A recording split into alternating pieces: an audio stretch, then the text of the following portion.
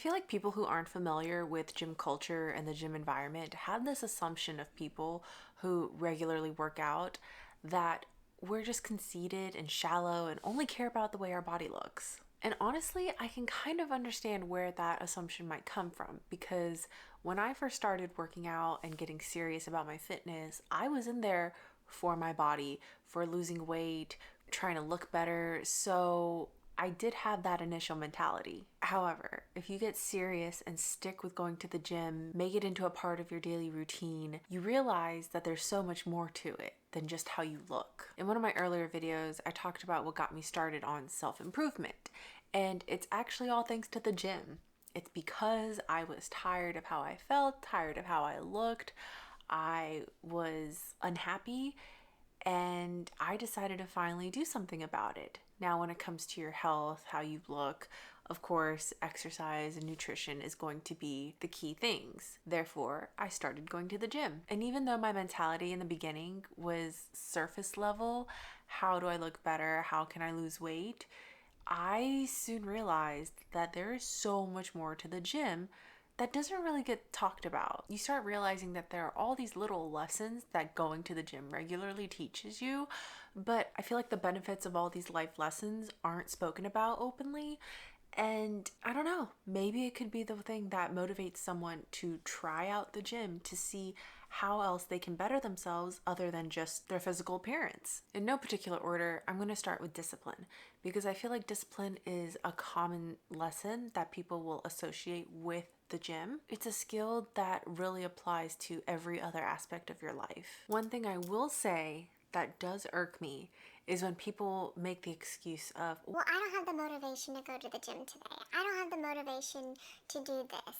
I don't have the motivation to knock out 3 things on my to-do list. And it irks the crap out of me because it is not motivation. You are lacking discipline. And that goes for the gym, that goes for anything you might have to do for work, that goes for your chores at home. And here's the thing about discipline. Anybody can become disciplined. It is a skill that you learn. In regards to the gym, working out, you have to decide when are you going to work out. If you work out in the morning, you have to make sure you wake up.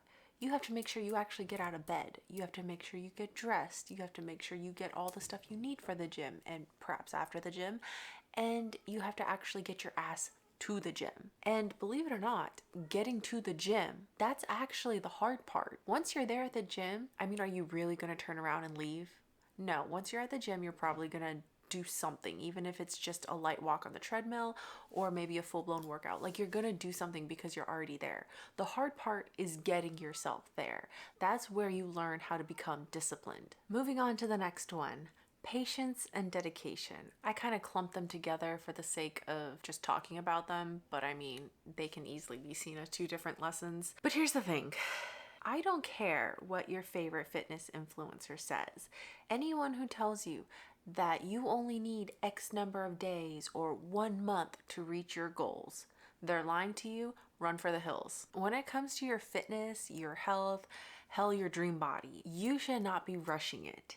You are playing the long game. It takes time, it takes energy, it takes dedication to reach whatever fitness goals you have, be it lose weight or gain muscle, you want to compete, whatever it is. It takes time. And of course, everybody's body is different. Some might naturally see results faster, some might naturally see results slower. But you should never go into it with the mindset of, I need to lose X pounds in 7 days. I need to gain this much muscle mass in 1 month. It's not realistic. Slow and steady wins the race. Even if in the off chance it actually works for you, you actually lost 5 pounds in a week. It's not sustainable and it's not healthy.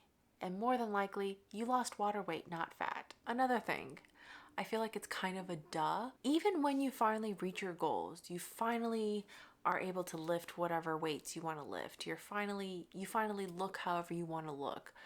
It doesn't just end because you've reached your goals. Now you have to maintain your fitness regime, your nutrition, so that you can keep the goal that you achieved. You don't just get to throw fitness out the window. Up next, we have accountability, one of my favorite things regarding self-improvement in general. Hopefully, something you realize sooner rather than later is that any progress, any results that you may or may not get from the gym, it's all dependent on you. It is dependent on how serious you take it. Are you waking up on time? Are you getting yourself to the gym? Are you giving it your all when you're going through your workouts? But it's not just what you're doing in the gym. It's also what you're doing outside of the gym. Are you getting proper rest? Are you sleeping enough every night? Are you drinking enough water? Are you focusing on your nutrition based on your goals? All of these little things add up to the big picture. And all of these little things can only be done by you. No one else can do it for you. No one's gonna be forcing food down your throat. No one's gonna force you to drink your water. No one's gonna tell you when to go to bed. No one's gonna wake you up. And honestly, everything I'm saying for accountability also basically sounds like it can go under the discipline category. I feel like these can all cross over more or less, work together. They're all tied together in some way. I made a video a couple of weeks ago about fear of failure. And yes, it was in regards to the gym. Now, I'm here to tell you that failure is good and failure is something you should be striving for in and out of the gym. The word failure and the concept of failure has such a scary stigma to it because for some reason we've given it a bad connotation. And yes, all of the Asian stereotypes regarding failure is true, which is why I have such a fear of failure in all kinds of regards. This one is something that I'm actively working on, especially in the gym. For some reason, we have convinced ourselves that failure is bad, and if we ever fail, it's bad. If we ever fail, we're a failure. When in actuality, failure is necessary. It's necessary for feedback. You can't improve on something if you don't know that you're doing something wrong or that something is wrong. If we don't have failure, then we don't have the counterpart, which is success. It's still something that I'm working towards getting over because I do still associate failure with all the yucky negative feelings. I think I've gotten better at pushing myself to failure, finding out what my limits are, but it's definitely still something I'm working on. But at least I'm working on it. I originally had this as its own separate lesson, but at least in my situation, it kind of ties in with failure, and it's learning to get out of your comfort zone. Now, for me, I tie it in with failure because I get very nervous when I'm supposed to attempt a new exercise for the first time because I'm so afraid of doing it wrong. I'm afraid of people seeing me do it wrong. Now, for other people, getting out of your comfort zone could just be trying a new form of exercise. Maybe you're all about running, you're all about going on the treadmill, the elliptical, the bike even. Maybe you want to start venturing into some of the workout classes. Maybe you want to venture into free weights. Maybe you're someone who always does free weights like me and you want to try a class and see what that's about. It's all about finding a balance. And it's all about trying new things. I think it's common knowledge. We tend to stay within our comfort zone because it's comfortable. But you only grow and you only experience new things when you push past that comfort and you get uncomfortable. No one likes to be uncomfortable, but let's be honest, it's necessary to grow. You're never going to get better if you don't try new things. At least that's what I try and tell myself when I get all uncomfortable with a new exercise now. Branching off of getting out of your comfort zone is keeping an open mind. Regardless of how long you've been working out, going to the gym, we're focusing on your fitness and your health, there is always going to be something you can improve on. It doesn't matter if you've been lifting 20 years. There's going to be something you can work on, and there's always going to be something new to learn because, of course, science, research, there's always new things being discovered. Something else that might come with experience. If you're not careful, you might also become complacent, which might mean you're not paying quite as much attention to your form. You might slip up, you might slack off a little bit. It's not a bad thing. I feel like it happens to everybody. But you need to be open and receptive if someone were to come up to you and say, Hey, that last set you were doing, your form was a little off. Just because you've been working out for 20 years doesn't necessarily mean you've been working out for 20 years with the correct form. Maybe you learned something wrong, maybe you were having an off day, or maybe you were so focused on going for a new PR, you let your form slip a little bit. And that's okay. If someone points it out, just know that it's probably because they don't want you to get hurt. They're just letting you know so you can work on it or focus on it next time. And there's typically not a malicious intent when people try and give tips. I don't want to go on a tangent, but that is one of my pet peeves these days in regards to the gym and fitness. People are so touchy-feely about getting corrected. For some reason, people just take it so personally. And I would say honestly, 9 out of 10 times, it is not personal. No one's trying to be mean. No one's trying to make fun of you. It's just trying to help you out. Now, I will say, I understand that there are people who do go about it the wrong way. They might have the intention of trying to make fun of you because maybe you're new to the gym, or maybe you're trying a modification of an exercise that they've never seen, so they think you're just doing something wrong. I get that. There are people like that. But I think it's safe to say majority of the people who want to help others out at the gym, who embrace real gym culture, which is to uplift each other, they're going to try and give you a tip here and there, correct your form, simply because they want you to do your best. They want you to be your best. They want you to enjoy the gym. I didn't want to, but I'm going to go into this anyways. On the flip side, I see so many people who complain on social media about how nobody wants to help them at the gym. Nobody gives little pointers here and there.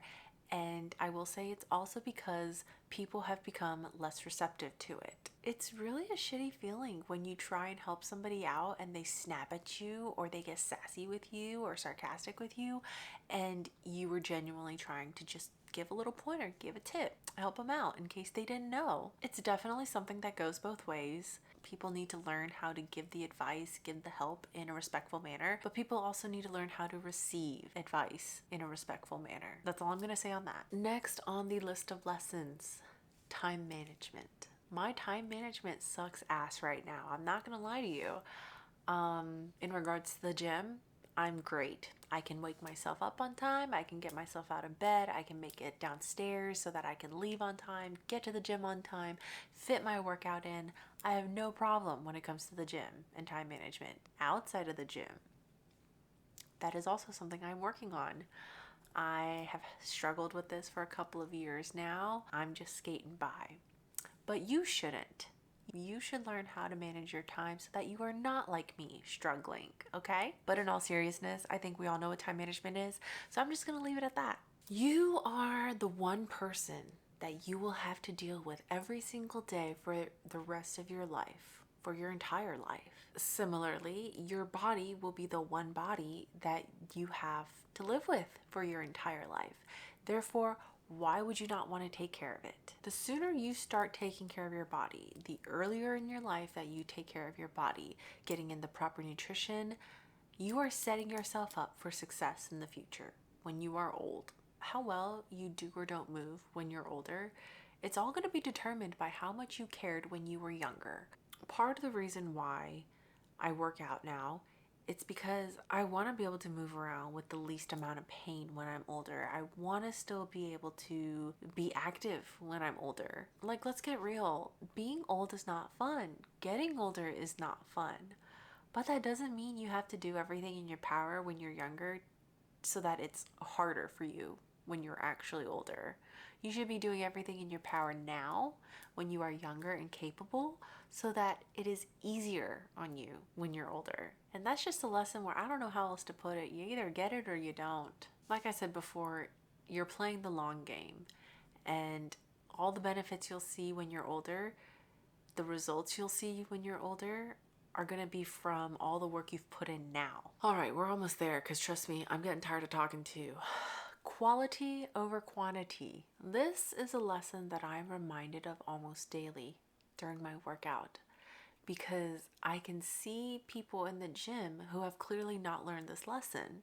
They are so focused on the quantity, which is how much weight they can move, versus the quality, which is having proper form, doing an actual rep. When I see these people at the gym, it motivates me. It really encourages me to watch my form, tweak my form, ask other people about my form, because it doesn't matter how much weight you can move if you're not moving it the proper way. If you're forcing your body to move in a manner that it's not meant to move, it's not going to do anything for you except hurt your joints. I suppose you can tie this back to being open-minded, being receptive to others who might be wanting to give you a pointer about your form.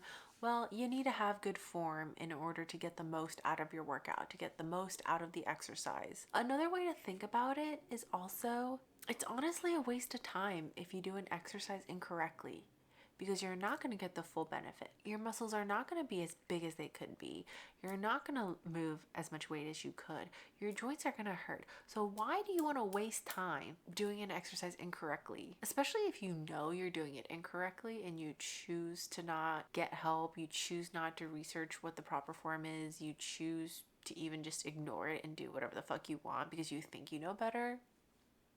It's all a waste of time. Quality versus quantity. Last but not least, I don't know if this is really a lesson per se. It's not really a lesson of yourself, but more of what I can learn about other people by watching them. It's so simple, but people act like it is the hardest thing in the world for some reason.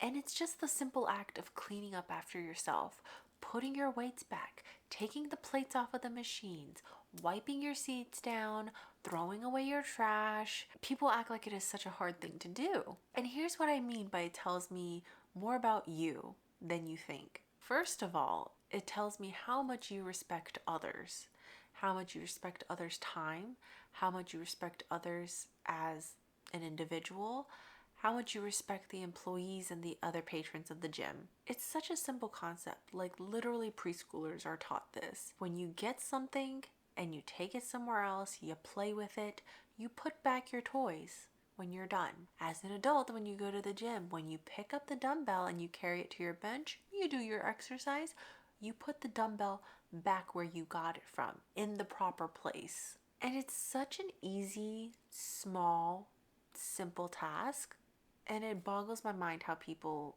just don't do it. Earlier this week even, there was a pair of 70-pound dumbbells just sitting in the middle of the weight room because someone decided to get them and then just left it. If they are too heavy for you to re-rack, they are too heavy for you to do your set. You're clearly not strong enough. What it also tells me is that you don't follow through. You aren't capable of following through with anything, because you might think the exercise is simply doing the physical motion, but the exercise is actually getting your weights, setting up, doing your reps, and then putting your weight back.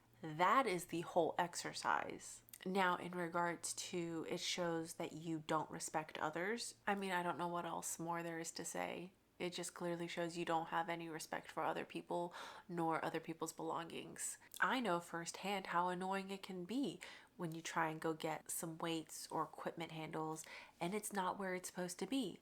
Now I have to spend my time walking around the gym looking for it. That time that I'm walking around looking for something that had a proper place to be, that now cuts into my workout time. And I've said it before and I'm going to say it again.